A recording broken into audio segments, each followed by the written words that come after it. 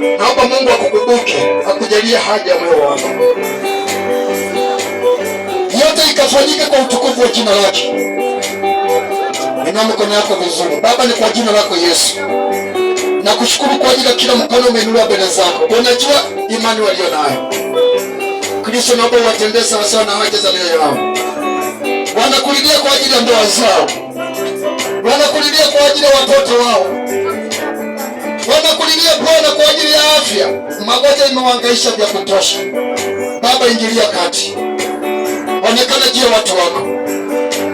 Bwana Yesu, sikia kilio cha watu wako, waondolee aibu kwa utukufu wa jina lako Yesu Kristo. Ukawabariki na watakuwa baraka kwa kazi yako. Yesu, kawaheshimishe kwa utukufu wa jina lako Bwana. Asante Yesu, asante Roho Mtakatifu. Tukiwa kwenye hiyo hali, weka mkono, inua mkono wako, niombe na wewe jioni ya leo. Ninaye Mungu awezaye mambo yote. Ikiwa tunaomba kwa ajili ya utukufu wa jina lake, nina imani inaenda kutendeka.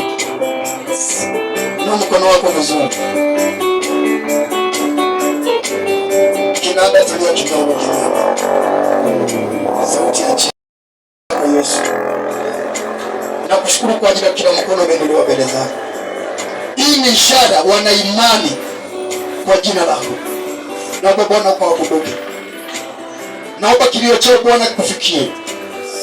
Jinsi ulivyosikia kilio cha Hana, alikuomba Bwana umbariki na mtoto wa kiume, na ukimbariki na ule mtoto hatakuwa wake bali atakuwa wako Bwana.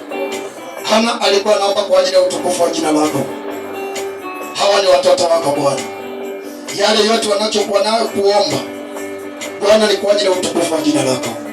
Naomba uwabariki na kazi, ili jina lako Bwana lisije likatukanwa, ili wasije wakadharauliwa mahali wanafanya kazi. Naomba Bwana ukaondoe aibu zote za kila aina. Neema yako Bwana ikawatosha. Naomba Bwana uinulie kiwango, wapeleke kiwango kingine. Kristo Yesu, udhihirishe juu ya maisha yao. Naomba uponyaji wa miili yao.